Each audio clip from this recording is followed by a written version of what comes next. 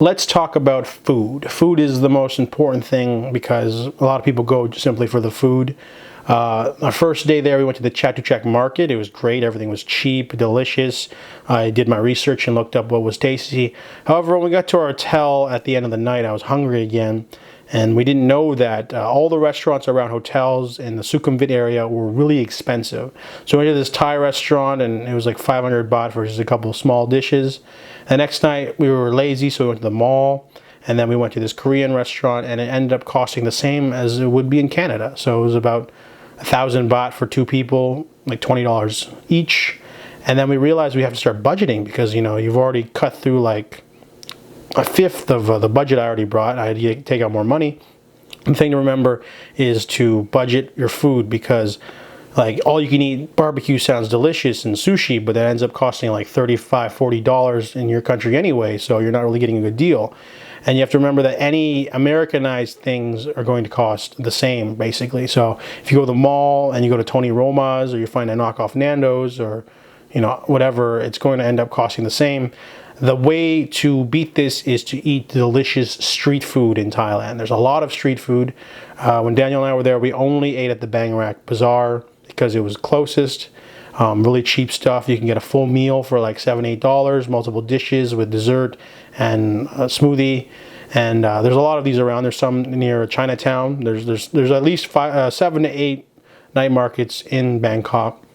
So you have to find these places and eat at them because if not, you're basically just going to spend the same amount of money that eating out every day that you would in your own country. And then you'll end up going through all your money. And then, you know, the one thing you have to remember about the money is that you're going to find things that you want to buy that you never thought of. Like when we went to Chatuchak, I started buying snack souvenirs for friends immediately.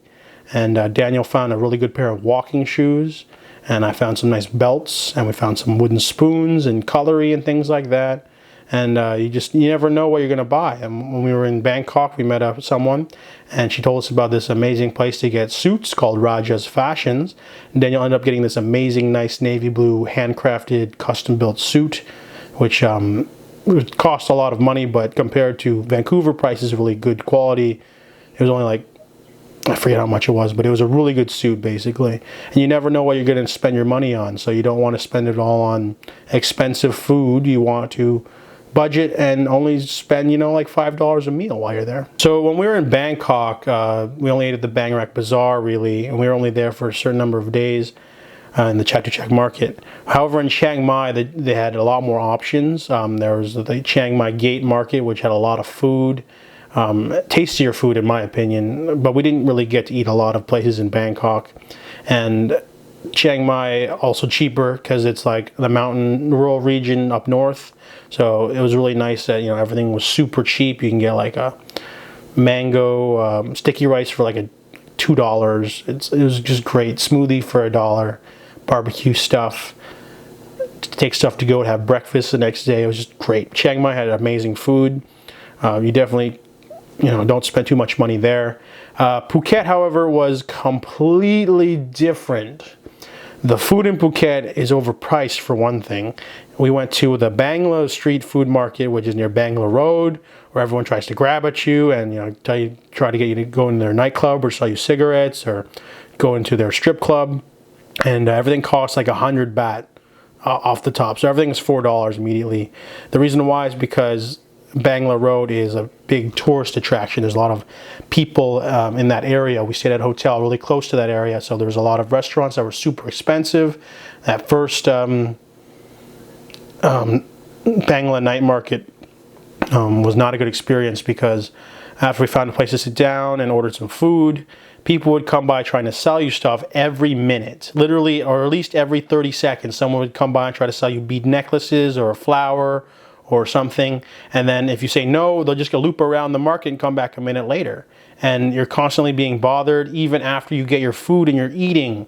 And it was just so noisy and loud that I didn't even film anything in Phuket because I just didn't feel safe with my camera out because just everyone's sort of like grabbing at you, trying to get you to go into a happy ending massage or trying to get you to go in for unlimited drinks at the club or everyone's just sort of all over you in Phuket. So Didn't have the best time there food-wise, but then we found a pretty decent restaurant called the Eurasian Restaurant. It wasn't that expensive. We ate there twice, and some good dishes there. And then there was also another, we went to the Banzan market. I tried some crocodile. That was pretty good. That one was still kind of expensive. There was one that's supposed to be cheaper and better called the Merlin Beach Market. But just in general, Phuket's hard to find cheap street food because it's just so touristy, so everything costs more. It's just the way it is.